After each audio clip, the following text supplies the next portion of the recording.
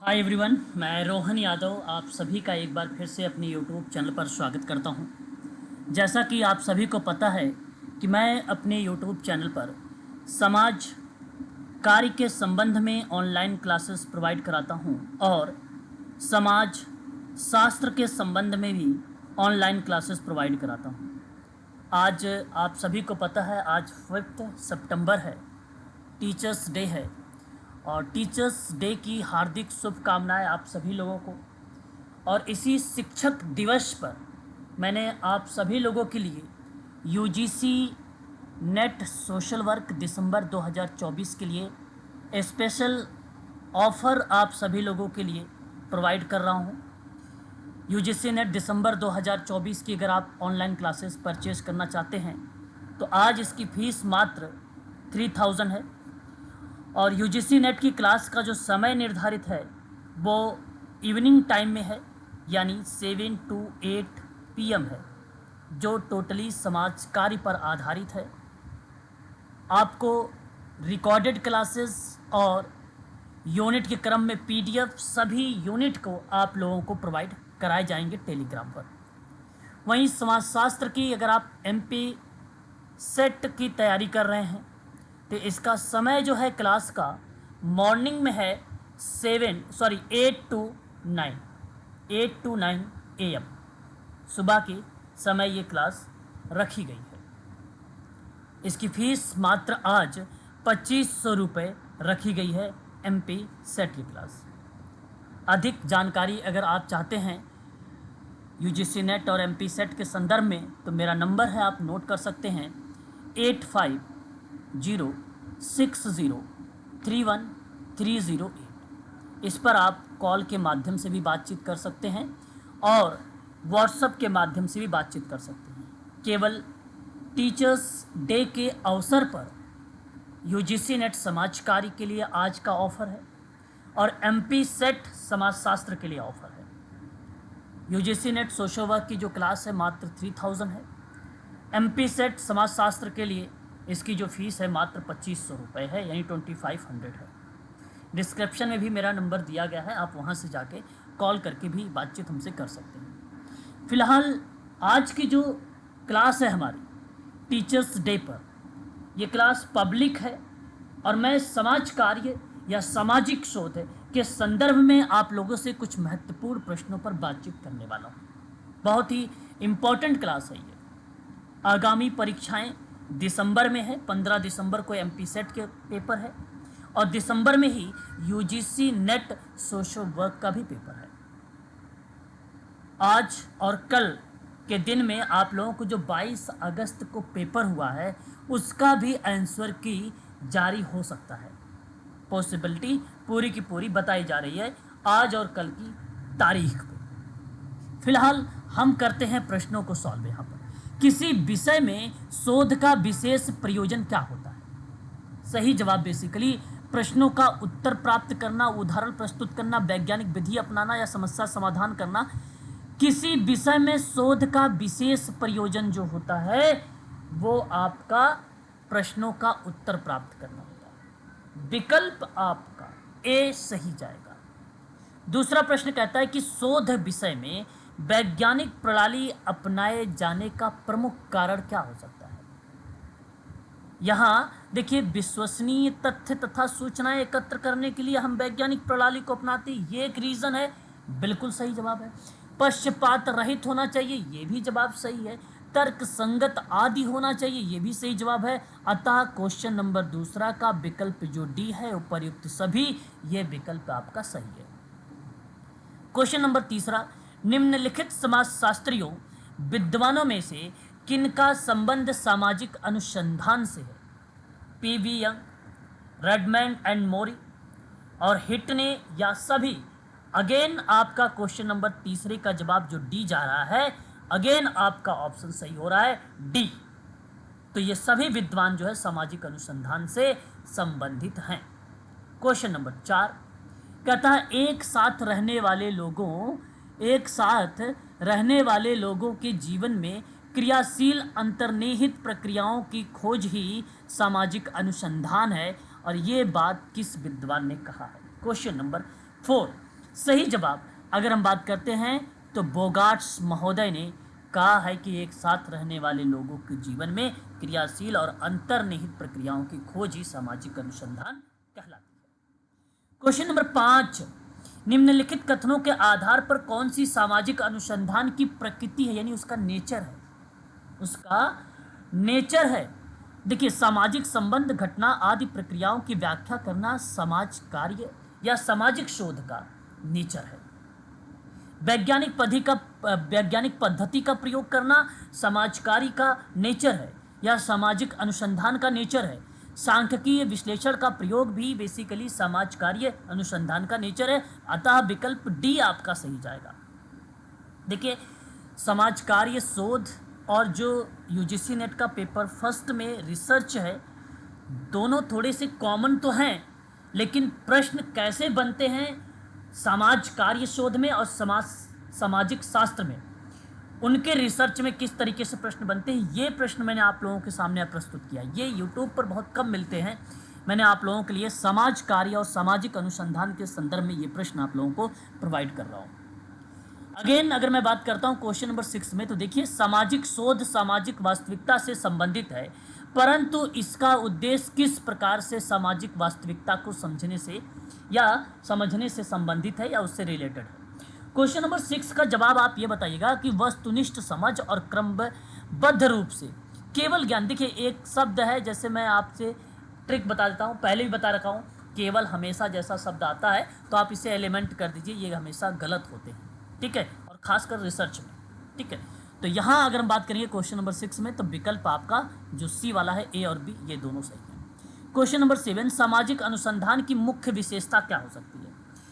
Main जो feature है, जो उसकी विशेषताएं हैं, वो क्या हो सकता है सामाजिक शोध का, है ना। आसान सा सवाल।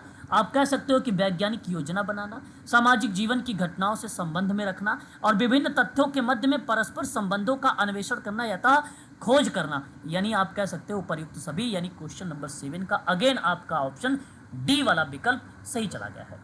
क्वेश्चन नंबर 8, निम्नलिखित में से कौन सा सामाजिक अनुसंधान का सोपान नहीं है। सोपान का मतलब होता है स्टेप, और वो स्टेप कौन सा नहीं दिया गया है। देखिए, सही मापतौल कोई स्टेप नहीं होता है। देखिए, अगर हम बात करते हैं सामाजिक घटनाओं की परिवर्तनशीलता एक सामाजिक अनुसंधान का सोपान है, वस्तुनिष्ठ समस्या की पहचान करना भी है, सामाजिक घटनाओं की गुणात्मक पद्धति भी है, लेकिन सही जो मापतौल होता है ये गलत जवाब है। क्वेश्चन नंबर 8 का ऑप्शन जो सी है ये नहीं होगा, क्योंकि सवाल पूछा था नहीं सोपान में। क्वेश्चन नंबर 9, निम्नलिखित समस्याओं में से किसको या किनको सामाजिक अनुसंधान की समस्या के रूप में वर्णित किया गया है। क्वेश्चन नंबर 9, आप कह सकते हो कि समस्या का चुनाव, सूचनादाताओं का चुनाव, प्रकल्पना का निर्माण, अतः विकल्प डी बन रहा है यहाँ पे। ये सभी करेक्ट जवाब होंगे। क्वेश्चन नंबर 10, डेटा से क्या अभिप्राय हो सकता है, मतलब आंकड़ों से क्या मीनिंग निकल सकता है, तो वो प्रारंभिक जानकारी होता है, ऑप्शन सी होगा। डेटा क्या होता है, डेटा होता क्या है, तो वो सूचनाओं का संग्रह होता है, तथ्यों का संग्रह होता है, आंकड़ों का संग्रह होता है, अतः आप कहोगे कि विकल्प डी यानी ये सभी सही होगा। क्वेश्चन नंबर 12, निम्नलिखित में से किनको हम डाटा के उदाहरण के रूप में वर्णित करते हैं। क्वेश्चन नंबर 12, आप कह सकते हो कि व्यक्तियों के नाम के आधार पर भी, व्यक्तियों के वेतन के, और व्यक्तियों के या विद्यार्थियों के नाम पर भी, यानी आप ये कह सकते हो कि ये सभी आपका ऑप्शन करेक्ट हो जाएगा।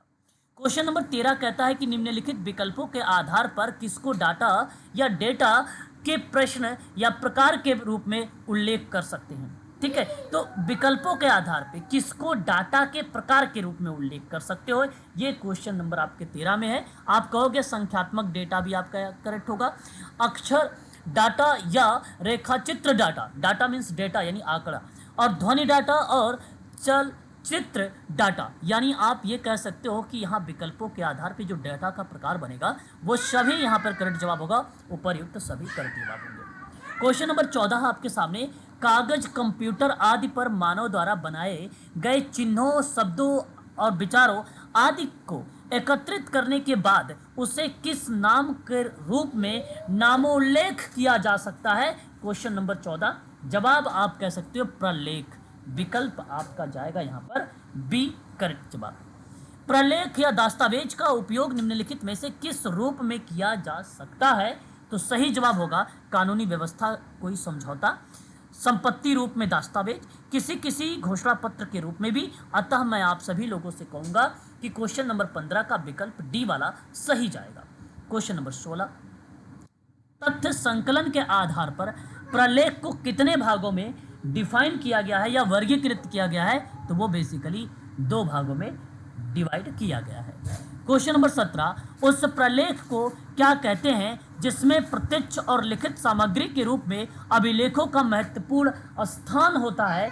आप यहाँ पे कह सकते हैं जहाँ प्रत्यक्ष शब्द आए, जहाँ लिखित सामग्री की बात आए, तो आप कह सकते हैं कि व्यक्तिगत प्रलेख का पार्ट होगा। एक ऐसा व्यक्तिगत प्रलेख जिसमें एक व्यक्ति अपने दिन प्रतिदिन की घटनाओं को लिखता है ना, लिखता है, तो उसका सही जवाब क्या होना चाहिए? डायरिया होगी। उसको हम लोग आत्मकथा वगैरह लिखते हैं ना डायरी वगैरह में, वो चीज़ें होती। विकल्प आपका सी वाला करेक्ट होगा। क्वेश्चन नंबर 19 क्या कहता है? कहता है कि ऐसा प्रलेख जिसमें शोध संस्था, अर्ध सरकारी संस्था तथा सरकारी संस्था, सार्वजनिक प्रतिष्ठान, विश्वविद्यालय, महाविद्यालय इत्यादि आंकड़े के डेटा जो है एकत्रित किए जाते हैं, तो वह कौन सा प्रलेख कहलाएंगे? तो उसे आप प्रकाशित प्रलेख कहते हैं। आपका विकल्प बी सही जाएगा। इन सभी चीज़ों के बारे में यूजीसी नेट ऑनलाइन क्लासेस आपकी जो चल रही है शाम को, उसमें चर्चा होगी और इन्हीं टॉपिक पर हम लोग बातचीत करेंगे मॉर्निंग क्लास में, एमपी सेट वाले में 8 to 9 मॉर्निंग में, ठीक है। वहाँ पर भी हम लोग यहाँ जो है सामाजिक शोध के संदर्भ में बातचीत करेंगे। व्याख्या के साथ आप लोगों को मैं डिस्कशन करूँगा। आज शिक्षक दिवस के शुभ अवसर पर आप सभी लोगों के लिए एक विशेष ऑफर निकालने की वजह से मुझे ये क्लासेस आधार पे, रिसर्च के आधार पे प्रश्न बनाते हुए मैं आप लोगों को ये पब्लिक वीडियो कर रहा हूँ। क्वेश्चन नंबर 20 की बात करता हूँ। निम्नलिखित विकल्पों में से कौन से आगमन विधि के उदाहरण है? क्वेश्चन नंबर 20 सही विकल्प यहाँ पर होगा प्रत्यक्ष अनुभव, प्रयोग करना और उदाहरणों का अध्ययन। अतः मैं आप सभी लोगों से कहूँगा कि विकल्प आपका डी सही होगा। ये सभी के सभी उदाहरण हैं आगमन विधि के। क्वेश्चन नंबर 21 प्रत्यक्ष से प्रमाण, विशिष्ट से सामान्य, स्थूल से सूक्ष्म किस प्रकार की अध्ययन विधि की ओर इंगित करता है, तो वह भी आगमन विधि का ही एग्जाम्पल माना जाता है। क्वेश्चन नंबर 22 निम्नलिखित विधियों में से कौन से आगमन विधि के उदाहरण होते हैं? क्वेश्चन नंबर 22 में ये कहेंगे प्रत्यक्ष से प्रमाण की ओर, विशिष्ट से सामान्य की ओर, स्थूल से सूक्ष्म की ओर। अतः अगेन आपका डी। ऊपर 21, 22 दोनों क्वेश्चन सिमिलर हैं, थोड़े से शब्दों का केवल बदलाव है। क्वेश्चन नंबर 23 निम्नलिखित में से कौन से आगमन विधि के गुण है, यानी उसकी क्वालिटीज़ हैं, ये हमें आइडेंटिफाई करना है। जैसे आगमन विधि से हमें क्या होता है? ज्ञान प्राप्त करने में, छात्रों को सीखने में प्रत्येक स्तर को पार करना पड़ता है, ये बात सही है, इसकी क्वालिटीज़ हैं। आगमन विधि व्यवहारिक जीवन के लिए अत्यंत लाभप्रद होता है और यह विधि एक प्रकार से प्राकृतिक विधि के नाम से भी जानी जाती है। आगमन विधि जो है वो ज्ञान मस्तिष्क का अस्थायी अंग बन जाता है, इससे भी आप कह सकते हैं विधि के द्वारा। और एक आपका बनता है विकल्प डी, उपयुक्त जो है सभी। तो अतः मैं कहूँगा क्वेश्चन नंबर 23 का ऑप्शन जो डी वाला है, ये आगमन विधि के गुण के आधार पर सभी ऑप्शन करेक्ट है। क्वेश्चन नंबर 24 में कहता है आगमन विधि में दोष के बारे में, है ना, इसके हानि के बारे में बताने का प्रयास किया जा रहा है 24 में। तो स्वयं में अपूर्ण है, बिल्कुल बात सही है, ये दोष है इसका। खर्चीली विधि है, बिल्कुल बात सही है। छोटे बालकों के लिए उपयोगी नहीं होता, ये बड़े बालकों के लिए होता है, ठीक है, ये भी आप कह सकते हो। अतः मैं आप लोगों से कहूँगा कि डी ऑप्शन करेक्ट है, क्योंकि ये सभी दोष के रूप में प्रस्तुत भी होते हैं। क्वेश्चन नंबर 25 में निम्नलिखित विधियों में से कौन सी विधि जो है छात्र स्वयं नियम नहीं बनाते हैं? 25 में आप कहोगे यहाँ पर निगमन विधि में, ठीक है, छात्र स्वयं नियम, ये तो बना बनाया नियम होता है। जैसे मैथमेटिक्स जो होता है वो रूल टू एग्जाम्पल जाता है, पहले रूल हम पढ़ते हैं, फिर उसी रूल के आधार पे उदाहरण को सॉल्व करते हैं मैथमेटिक्स में। तो ये आप कहोगे स्वयं जो है छात्र स्वयं पर नहीं होता है, ठीक है ना, यहाँ पर बी वाला ऑप्शन। निगमन विधि के दोष निम्नलिखित में से कौन से हैं? निगमन विधि के कौन से दोष हैं, ये आपसे सवाल है क्वेश्चन नंबर 26 में। आप बता भी सकते हो मुझे कि विधि में छात्र रुचि नहीं लेता है, बिल्कुल बात सही है, ये दोष है ये निगमन विधि का। अमूर्त चिंतन पर बल देता है, केवल देता है ये, और रट्टा पर, ये ज्ञान पर अस्थायी नहीं बनाता है, रट्टा ज्ञान अस्थायी नहीं बनाता है। कुछ चीज़ें ऐसी होती है ना फैक्ट पर आधारित होती हैं। अतः मैं आप लोगों से कहूँगा कि ये अप्रयुक्त सभी करेक्ट होगा, यानी डी ऑप्शन 26 का। अवधारणा की तरह तथ्य भी किसके लिए अति उपयोगी होता है। क्वेश्चन नंबर 27 में अगर मैं आपसे बात कर रहा हूं तो आप कह सकते हो कि सामाजिक अनुसंधान यानी वैज्ञानिक शोध के लिए ये बेसिकली उपयुक्त होगा। ऑप्शन आपका पहला सही होगा। क्वेश्चन नंबर 28, निम्नलिखित में से किसका संबंध जो है तथ्य को परिभाषित करने से है। इसका सही ऑप्शन क्या होता है, वो बेसिकली अगर हम बात करते हैं, जैसे गोल्डमर का नाम आता है, जो है फेयर चाइल्ड का नाम आता है, थॉमस का नाम आता है, यानी मैं आप सभी से कह सकता हूँ कि विकल्प जो है डी यहाँ पर करेक्ट जवाब होगा। निम्नलिखित कथनों के आधार पर कौन सी तथ्य की विशेषता होती है। 29 आपके सामने ये क्वेश्चन है और आप कह सकते हो कि वास्तविक रूप से घटित होते हैं। तथ्य मूर्त और अमूर्त दोनों होते हैं। तथ्य के बारे में सबका जो समान मत होता है और उपर्युक्त सभी आपका यहाँ पे करेक्ट जवाब हो जाएगा 29 का डी वाले में भी। ठीक है, एक लास्ट सवाल देखते हैं हम लोग। तथ्यों की प्रकृति के आधार पर वर्गीकृत किया जाता है, तो यह आप बता सकते हो क्वेश्चन नंबर 30 और सही विकल्प यहाँ पर जाएगा गुणात्मक तथ्य और परिमाणात्मक तथ्य होता है और विकल्प आपका यहाँ पे सी वाला सही माना जाएगा। ठीक है, तो ये मैंने 30 क्वेश्चंस जो आप लोगों को आज टीचर्स डे पर करवाए हैं, बड़े ही इंपॉर्टेंट क्वेश्चंस रहे हैं आप सभी के लिए। और शिक्षक दिवस पर मास्टर क्लासेस पर आज जो है विशेष ऑफर निकाला गया है। यूजीसी नेट की जो फीस बताई गई है वो मात्र 3000 बताई गई है और एमपी सेट की बात अगर हम करते हैं सोशोलॉजी पर, इसकी फीस मात्र 2500 बताई गई है। ठीक है, और ये केवल आज की ही तारीख पर है, 5 सितंबर की ही डेट पर है। और आप सभी लोगों को शिक्षक दिवस की हार्दिक शुभकामनाएं। और अधिक जानकारी अगर आपको लेना है फीस वगैरह के बारे में और इसके क्लासेस के टाइमिंग वगैरह के बारे में, मैंने हालांकि बता दिया है आप लोगों को, फिर भी अगर कोई जानकारी अगर आपको चाहिए तो मेरा नंबर नोट करें 8506031308। ठीक है, ये जो है आज की हमारी क्लास है और मैं इसकी पब्लिक कर रहा हूँ और आप सभी लोग इस पर अगर कोई भी क्वायरीज है या कोई भी आपको प्रश्नों को लेकर डाउट है तो आप हमें कमेंट भी अवश्य कर सकते हैं। ठीक है, चलिए बस आज के लिए इतना ही।